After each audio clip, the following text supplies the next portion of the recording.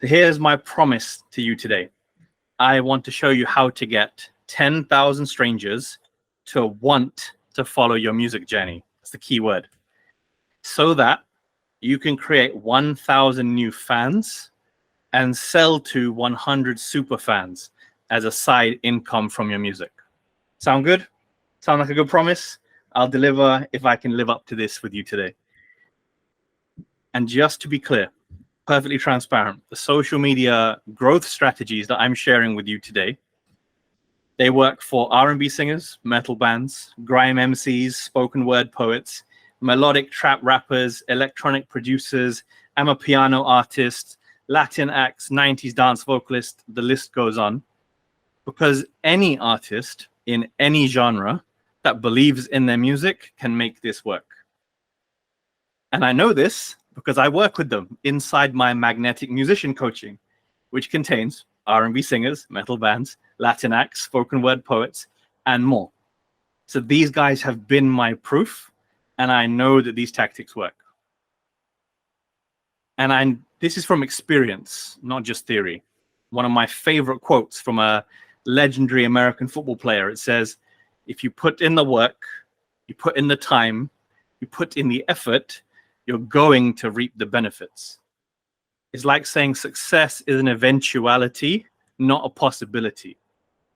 If you're comfortable to play the game at a high level for a number of years, it's like, how could you not be successful?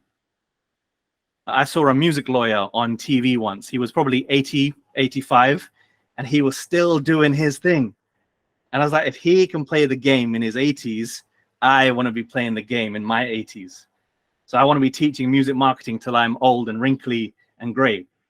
And I want that for you, like the Paul McCartney of performing. You want to be wrinkly and on stage, right? And I did it for myself. 1st of January this year, I was on 1,700 humble TikTok followers. In 17 days, I doubled it to 3,100 TikTok followers in 17 days. This year has been a bit crazy for me, which I'll tell you about in a minute. And I've doubled it yet again, but at a slower pace than I would have wanted. And so your growth graph can look something like this. Right at the bottom, you're cruising, you're cruising, you're cruising. And suddenly one post can pick up. And you can grow a crazy amount of followers in just 1 month. And it's very achievable. And I'll show you exactly how in this short presentation. And so about me, in 60 seconds, I started my journey as a DJ, age 17. I progressed into a social media intern at Grime Daily, SBTV with Jamal Edwards, and Sony Music. I am an ex-artist manager. I looked after a DJ for a short while. We had a SoundCloud label together and a radio show together. Didn't quite work out. We split ways. I moved on. I started running ads for TuneCore UK and Amazon Music +44. And I saw some tremendous growth with them. I have been a YouTuber and a podcaster for 5 years. I'm the author of a book called The 2 Types of Fans. And I'm a husband and a dad to be any day of dad to be. So I'm super blessed and excited that you are here and I'm able to speak with you. And so I say all that to say, let's begin. Can I just get a show of hands in the chat or however you like, who here would like to grow their fan base bigger than it is right now? Yeah? Good. We got some thumbs up. We got some in the chat. Thank you, Emma V. Appreciate you. Good. Because otherwise this would be a short presentation. I'm glad we have people wanting to grow. And so rather than talking about the ways you could grow on social media, I want to take the reverse approach. How could you guarantee that you'd shrink or never grow to begin with? It would be to never tell anyone about your music. Because if no one knows about your music, you're silent, therefore you can't earn money, we can be pretty sure that they aren't going to buy into your music. Merchandise, gig tickets, VIP meet and greets, and so on. And we laugh, but some of you are doing this right now, right? You're posting and you're ghosting. You're telling people your song is out, but then you're forgetting about it and not letting it hit the next level. And so we can begin right here. This is called the upside down triangle. Most artists, they only create 1 out of 3 hyper growth strategies that smart artists implement. Right? So what do I mean by hyper growth? There's 3 different layers of this upside down triangle. The first at the top is to grow followers. That's about discovery. The middle layer is about creating fans. That's consideration. They're thinking about becoming a fan. And right at the bottom is to sell to superfans. That makes sense for everyone? Get some head nods, get some interaction going. I want to keep this fast paced. Cool, I'm glad. And so the problem is that 99% of artists, they go straight to the bottom of the triangle. Pre-save my song, subscribe on YouTube, come to my gig, buy my merch. Right? You're not trying to grow. You're not trying to create fans. You're trying to sell. And that means you're trying to convert fans who aren't even considering you. I say that again, right? They are trying to convert fans who aren't even considering them. And that's something we need to change. And so like a good book, like a great album, and like a once-in-a-lifetime holiday, we need to take our listeners on a journey. So that's exactly what we're going to do. We are taking a trip to ToFu, MoFu, BoFu. And you're probably thinking, what the fudge is that?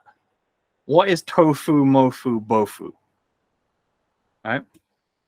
ToFu stands for top of funnel. That is the For You page, hashtags, suggested content, shares, reposts, collab posts, paid ads, search. ToFu is where anyone can discover you. Make sense? BoFu is middle of the funnel. This is engagement, so likes, comments, shares, saves. This is DM conversations. This is story mentions. This is someone sending your video to their friends, someone clicking a link, someone watching a video. This is anything that gets to know you or your song better. Make sense? Some thumbs up. I don't want to lose you here at these foundational principles, yeah? Super, super, super. BoFu is bottom of the funnel conversion content. This is where they give you something. Sign up to my mailing list, email, pre-save my song, they do an action. Add my song to a playlist, attend a gig, invest in an NFT, buy a hoodie. BoFu content, my brother laughs at this all the time. BoFu content is any method of paying you money or exchanging value in some way. So here is a visual of our ToFu MoFu journey together. ToFu MoFu BoFu journey. We're going to start with discovery and then awareness and attention. That'll take us about 10 minutes to do. Then we'll move into engagement, streaming, and support. Should take us another 10 minutes to do. Then we'll do small ticket, high ticket, and membership sales. Another 10 minutes. And then there's plenty of time for Q&A at the end. I see some people already have their hands up.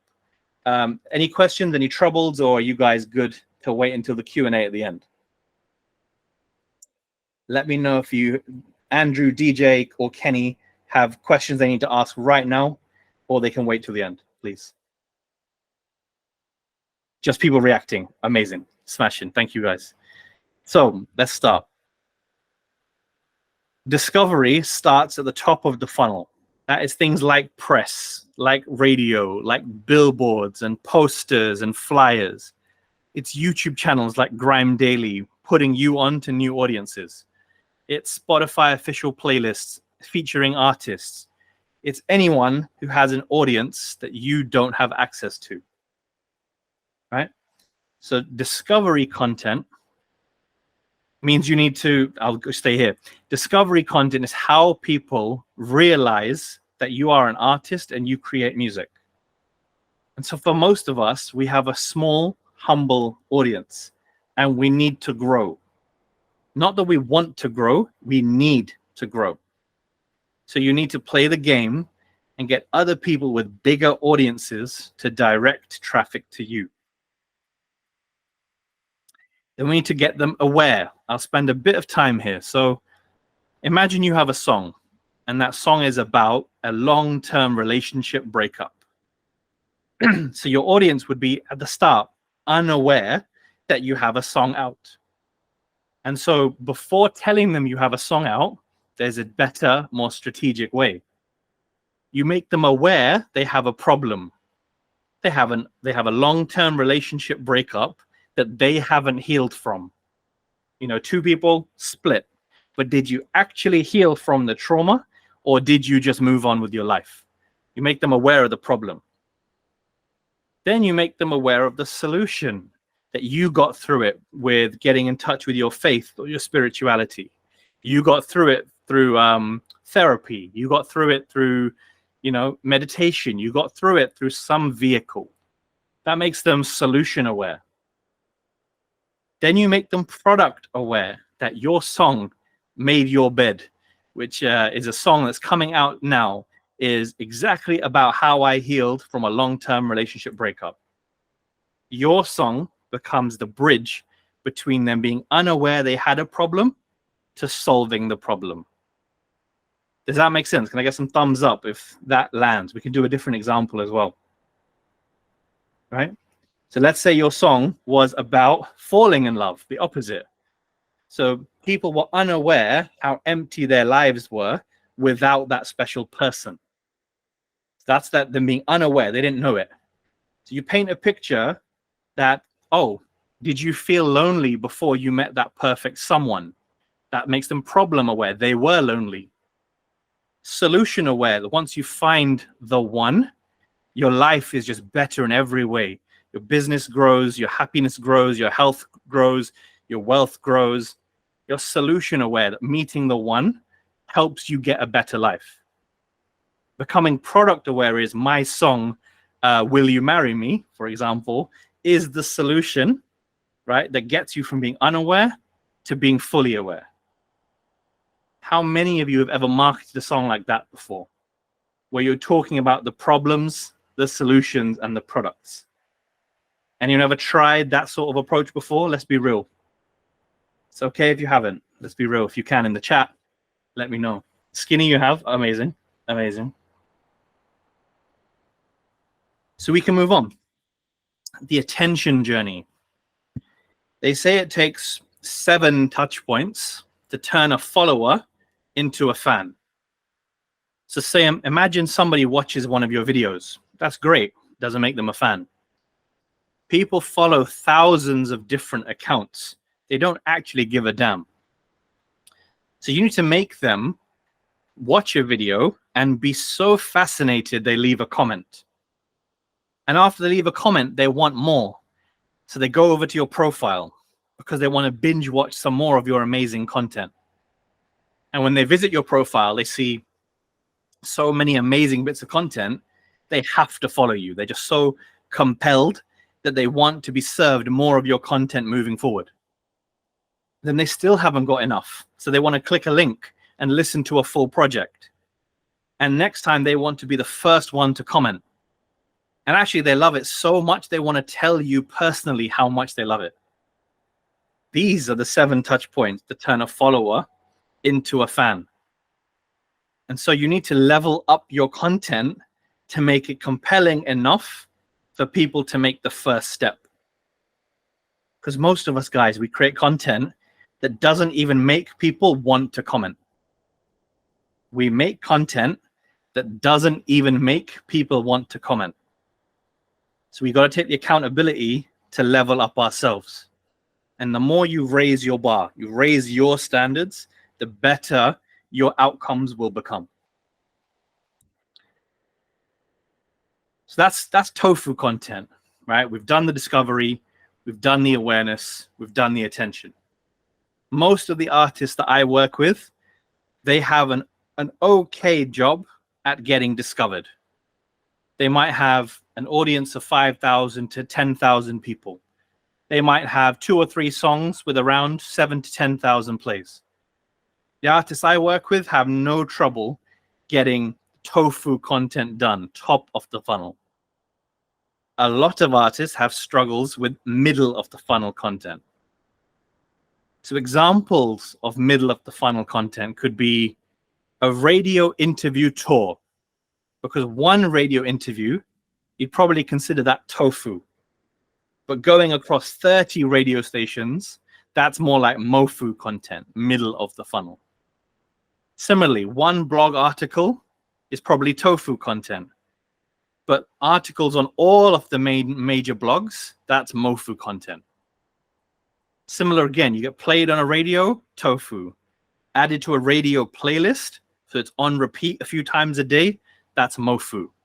I hope we understand the difference there, you guys. Going on a support tour. So if there's a headliner and you're opening for that headliner on every single stop of the tour, all of their fans are considering becoming your fan. So MoFu content is for anyone who has a persuasive influence to encourage people to listen. Does that make sense, you guys? I'm worried with the silence that it's not landing, or I hope you're not getting blown away. I hope that's not my intention, okay? I'm glad. That the love makes me feel better. Great. I'm glad. So consideration. Now you know the problems your audience face. You can provide a solution through your song. At the end of this call, I am going to give you all a ChatGPT plugin. I made this myself, and I will show you how to use it on the next masterclass on 5th of October. Oh shit, it might be 10th of October. Excuse me, Emma V. Sorry. I'll show you how to use it in the next masterclass. This ChatGPT prompt shows you what, why, who, where, when, which, and how. I call these the WHs. So for example, you'll say what my song is about, right? So your song was about a long-term breakup, yada, yada, yada. Why a long-term breakup made me change my life and get back in shape, for example. Who did I turn to after my long-term relationship breakup to help me heal? Was it a therapist? Was it a best friend? Was it a sibling?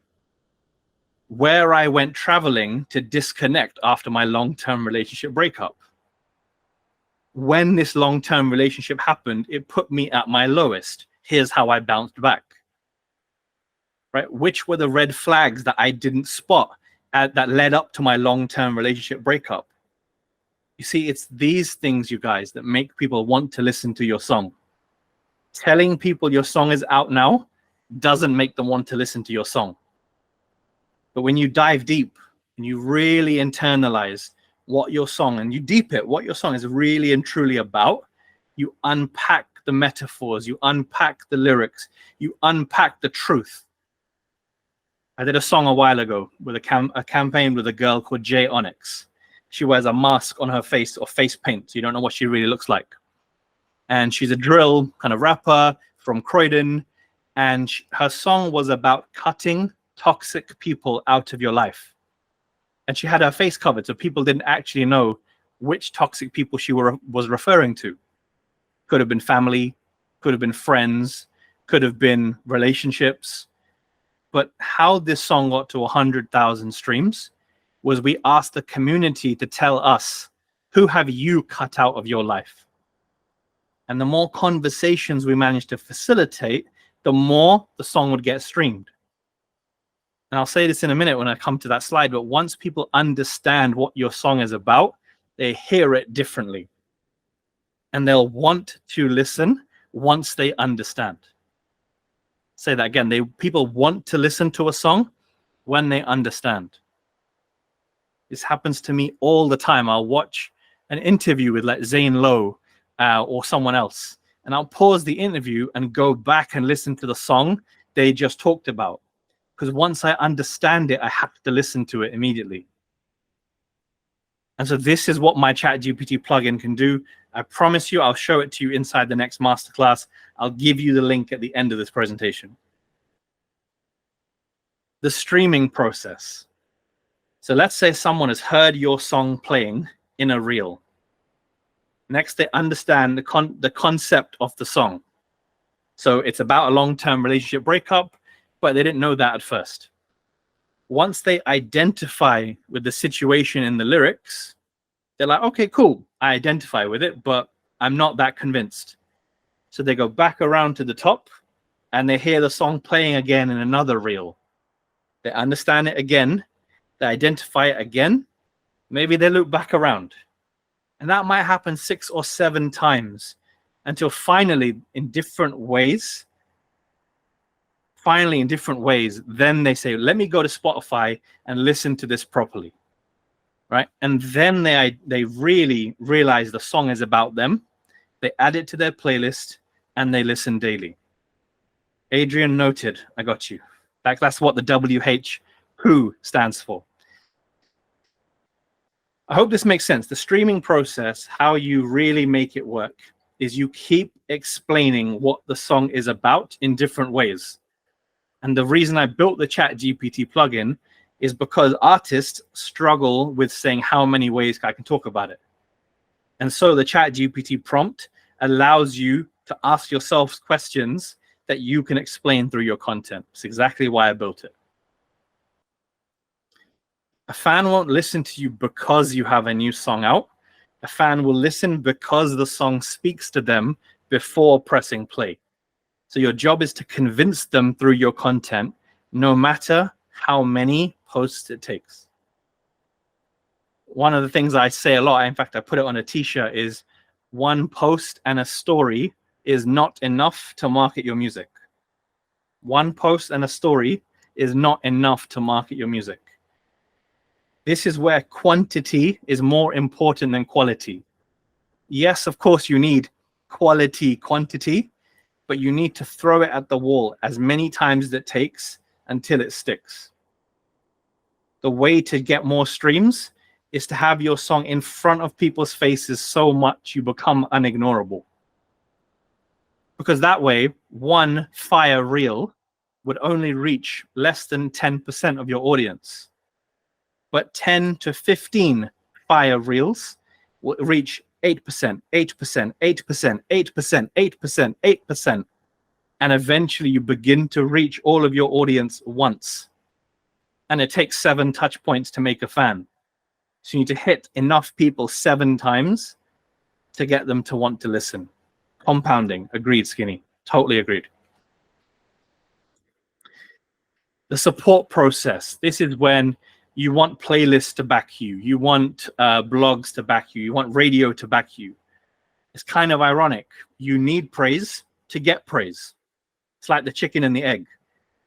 So you can't get support from Spotify until you've had support from Spotify in a weird, really weird, twisted way. Do you know what I mean? And so people only support publicly when it benefits their clout to be associated with you. And the way you can play this game is by being smart. You tag someone in your story. I did it to Pirate Studios. Love.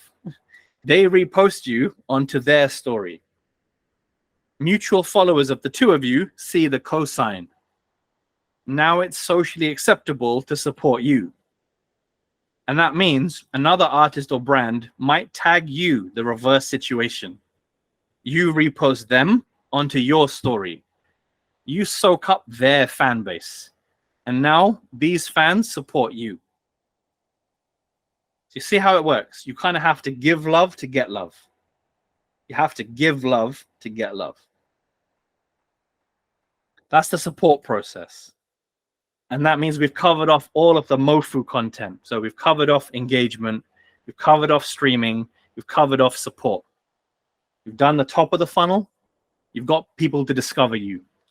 You've done the middle of the funnel, you've got people to consider you.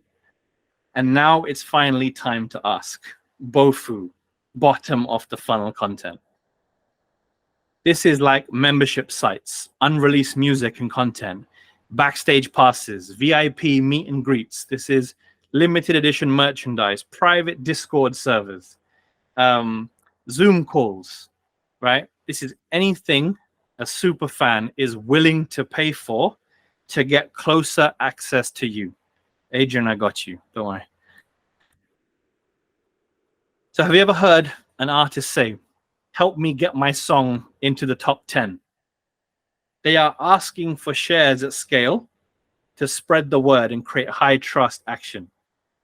Because fans don't have a big audience individually, but 100 super fans together can make a lot of noise. One sec, I'm just gonna check. Yeah, it is. I don't know why that slide came. And so we can now talk about how you sell to your audience, okay? The small ticket process. This is where someone buys an item that's less than £50, £75. That's small ticket. And that might be a hoodie plus a physical copy of the CD plus a bonus booklet, £75-ish. And so the real reason super fans buy hoodies or vinyl, it isn't just the item itself, right? Being part of the family, it creates a social currency so that others have a limited edition possession that others do not, right? You want people to buy something that money can't buy. Coolness, clout, respect. Because ultimately the super fan wants the artist to notice them and get closer to their inner circle, right? So they buy the merch, they buy the CD, they buy the thing, the sticker, whatever it is, so the artist recognizes they exist. And to me, there's three things that stop an artist from making an income in small ticket sales. Number one is a lack of self-belief that fans will buy it. You miss 100% of the shots you don't take. So if you don't think fans will buy, so you don't even try, that's a problem. Number two is selling products that nobody wants to buy. So I wouldn't wear a t-shirt with someone else's logo on the t-shirt. We do it for Nike, Adidas, Supreme, Stussy, Obey. But if it's just a musician's logo, that's a bit naff. So if you get something that can inspire them, something that looks fashionable, they want to buy it, right?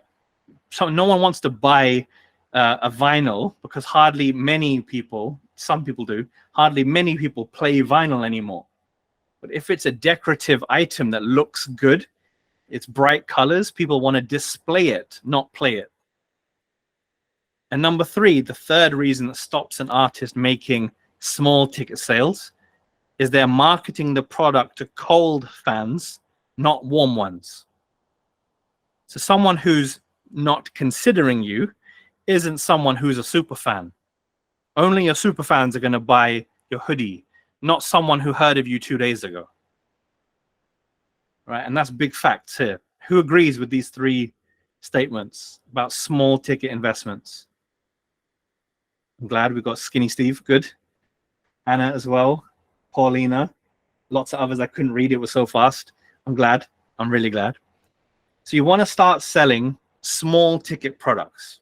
This is for your limited number of fans. Remember, at the start, we're going to get 10,000 people to be aware of you, 1,000 to become fans, and 100 to become super fans. High ticket investment. This is the value ladder. Have you guys ever heard of the value ladder? It's designed to take users on a journey to want the next product. So for example, if you're sharing a hoodie and a vinyl and a pair of socks, you can buy them all individually. But if you buy all of them together, you get access to a platinum Discord server. People will want to spend more, right? Because you get access to you, right? So anyone can come to the concert for 50 pounds, right? But for £180, you can get VIP seating at the side of the gig and see the artist walk on stage, right? For £240, you can come backstage and meet the artist. So you're like, well, I'm already spending 180. Why don't I just go and spend the full 240? I'm getting the next thing in the ladder. And then if you spent enough, if you've come backstage and meet the artist, and eventually you get a personal invitation to their album listening party. So I want you guys to think, how can I build a value ladder where you want the next thing? So if people don't want the entry level product, they won't want the highest level product. You have to make it desirable. And finally, the membership process. All of these are just one-off purchases. And you can start to create a recurring income forever. And I believe one of the ways to do that is to start an inner circle monthly subscription. So imagine if you offered a weekly voice note of like 5-10 minutes long, telling them what you've been up to. One piece of content. Early preview of unreleased music. That costs you nothing to do. You've already made the music. A monthly Zoom call. That costs you half an hour. Behind the scenes photos. That cost you nothing. You were working on your music video anyway. Sending some pictures to your inner circle costs you nothing. Listening to your fans' music so they get feedback on their music if they are artists costs you nothing. And then the bonuses. What if you started a fantasy football league with your super fans? Wouldn't they love that? To be able to play, doesn't have to be football. It could be playing some sort of game with your fans. Call of Duty gaming with your super fans. And all of this for £5 a month. Are you mad? That's so cheap. Of course I'll pay. And they put £5 down. Now, the reason this is powerful, £5 isn't the benefit, but it stacks up like this. 10 people at £5 a month, £50. That's £600 a year. 100 people paying £5 a month, that's $6,000 a year. It doesn't have to be enough to quit your job, but it's enough for you to take music seriously, because then you can reinvest that back into your community. You can make their experience even better. But guys, it all begins when you start to market your music on social media. You create the ToFu content, you create the MoFu content, you create the BoFu content, and you don't jump ahead. You do not go straight to a membership unless you've even done the awareness content. You don't jump straight to streaming until you've done the attention content. You follow the flow, and you have this intuition when you think it's the right time to move on. I'm definitely, hear me loud and clear, I'm not saying suddenly start selling high ticket to your people who come to an open mic night in Dalston. I'm not saying that. But you build up and you use the upside down triangle, ToFu, MoFu, and BoFu, to make your community want to be part of a community. And it all starts there. So I want to thank you guys. I've loved this. I've really, really loved this. I would love to connect with you all. My website is allabouthelping.co.uk. There are some free resources on there. My YouTube channel is All About Helping. My podcast is All About Helping. And my socials are social media Ayaz everywhere. So I'd love to connect with you all. There are some bonus goodies and one program called the Your First 100,000 Streams that I sell. I'd love you to get a copy. And if you do, I'm holding a monthly Zoom call tomorrow. So you get like a big group Q&A with me every month forever if you grab that. So yeah, what questions do you have? Feel free to unmute. Feel free to use the chat. Feel free to, speak, use the Q&A, chat, anything you like. Thank you, everyone. What I'll do, thank you, Ayaz. That's so informative. I was taking notes myself. What we can do is people are free to raise their hand and I can unmute people that way. Or, because we have a bunch of questions in the Q&A. I don't know if you can see that. I can read that out so you can answer those first. But we have had, Andrew X Johnson, you've had your hand up for some time. So perhaps I'll go to Andrew's question first, if you're there. Let's see if I can just unmute you. Give me a sec. Huh. That link right there is the Chat GPT prompt for everyone. And just put it in the chat. Let me see.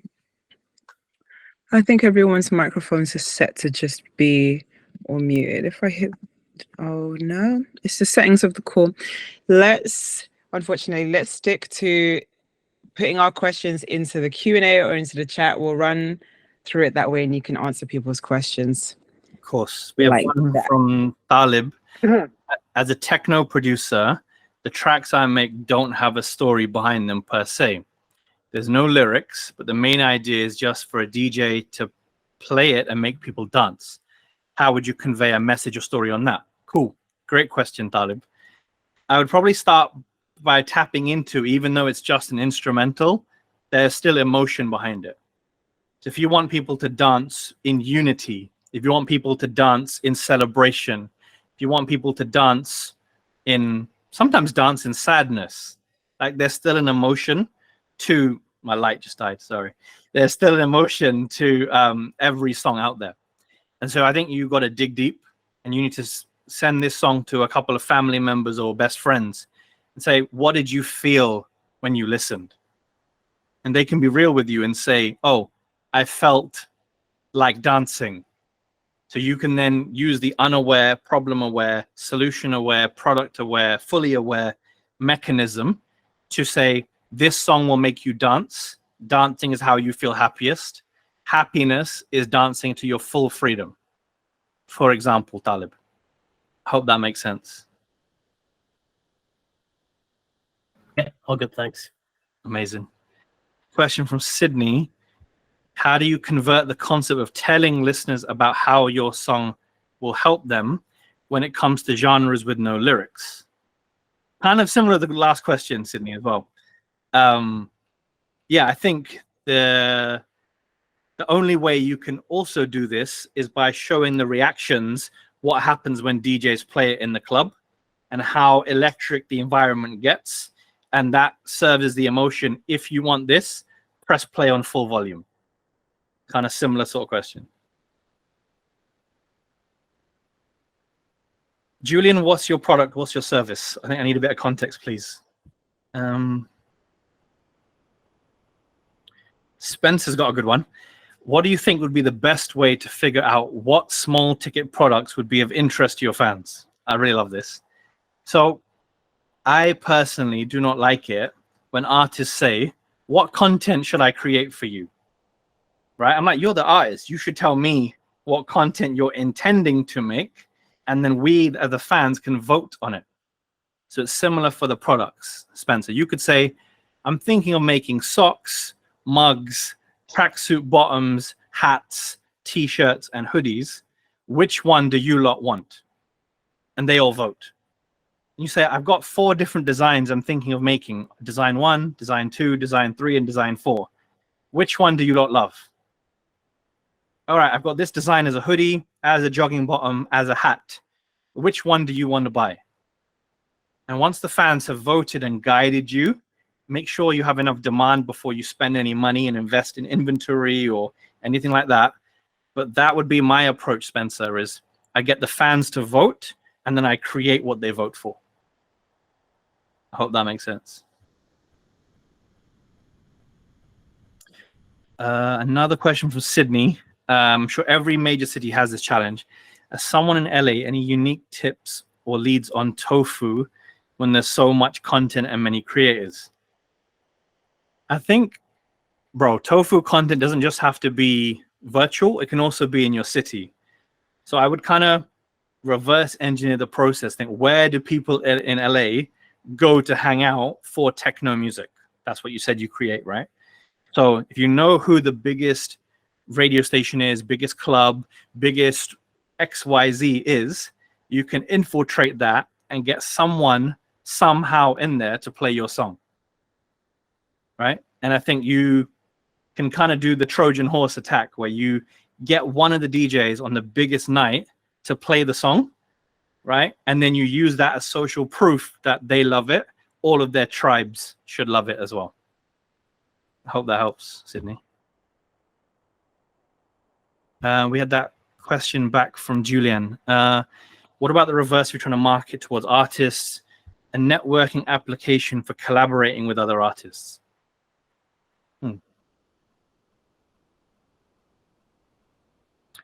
I think you may want to do like the before and after. So before joining your community, Julian, artists had lack of clarity, lack of direction, and a lack of inspiration. And after you're joining your community, they are transformed, they are purposeful, they are ready to roll. And you kind of show the benefits of joining. I hope that helps. I'm kind of guiding more towards musicians, but I understand where you're coming from. Back to the Q&A. Of course.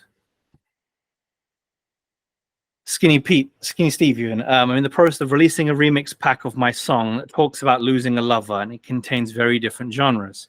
How would I be able to discuss a story when the songs are completely different energies but the same lyrics?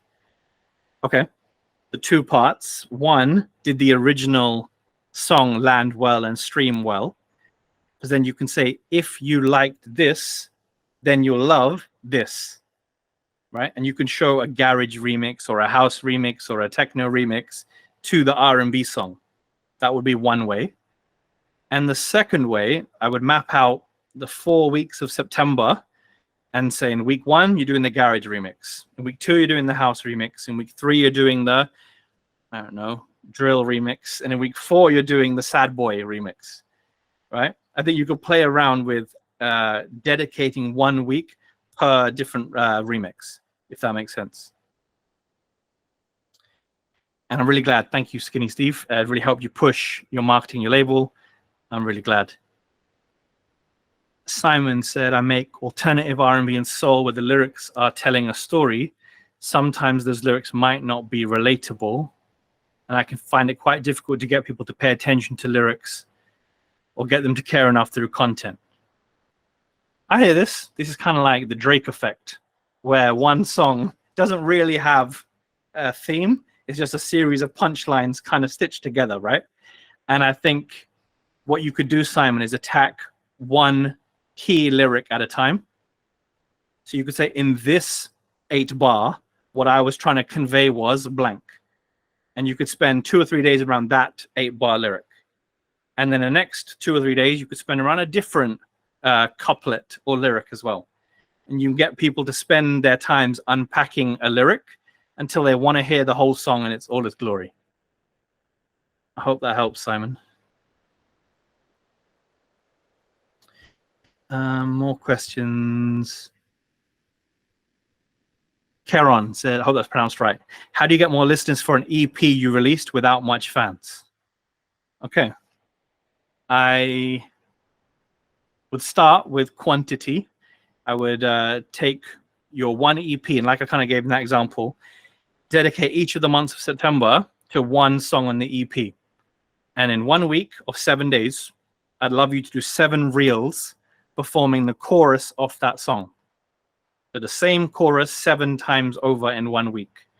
And by the end of the month, you should definitely see an increase in listeners to your EP. The only thing that will stop you is you missing out days or you not doing week 2 or week 3 or week 4 if you see that the results aren't coming fast enough.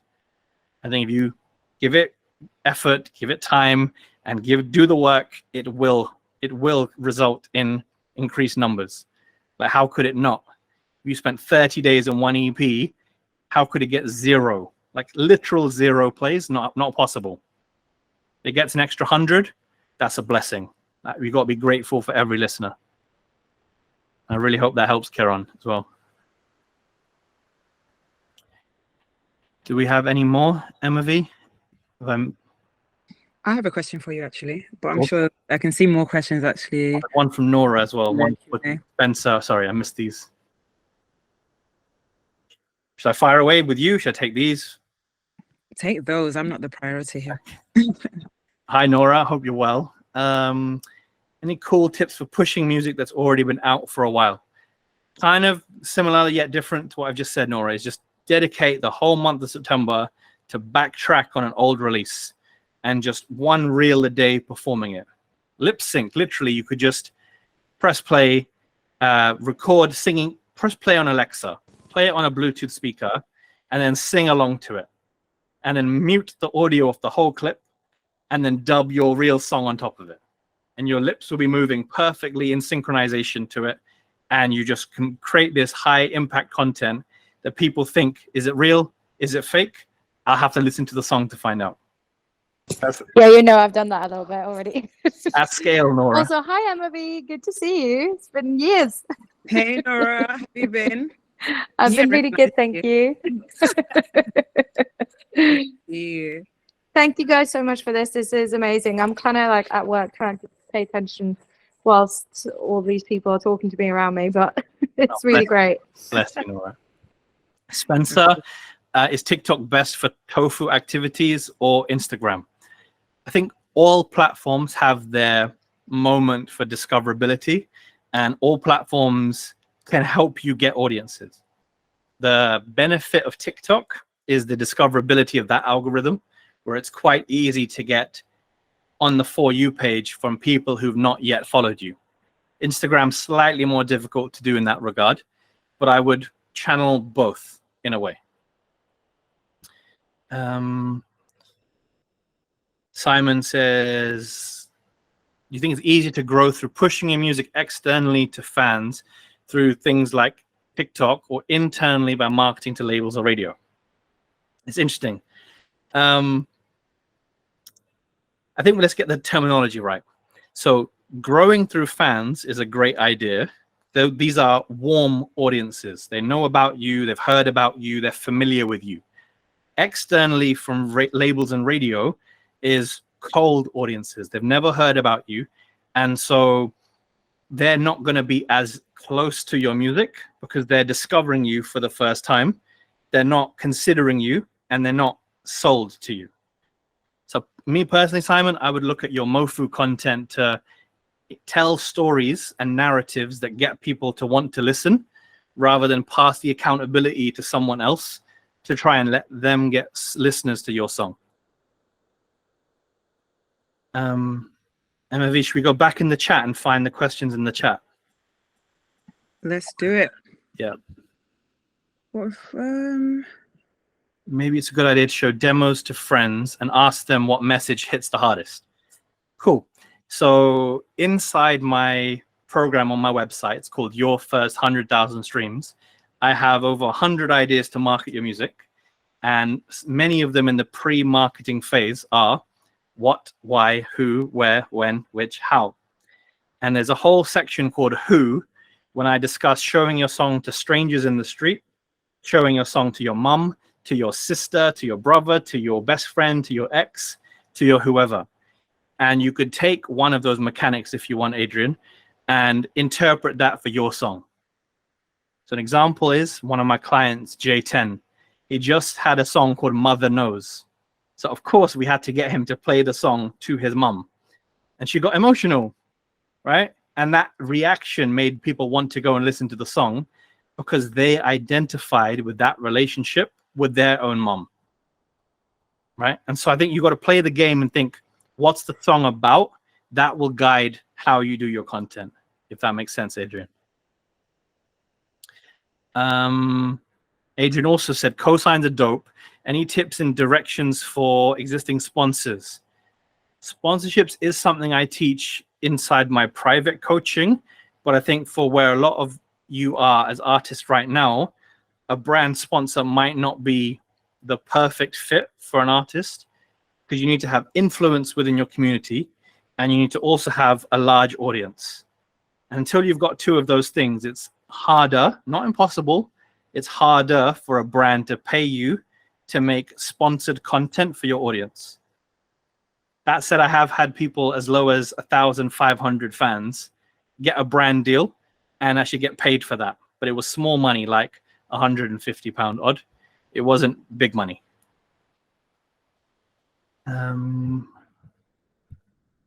Anything else in the Q&A?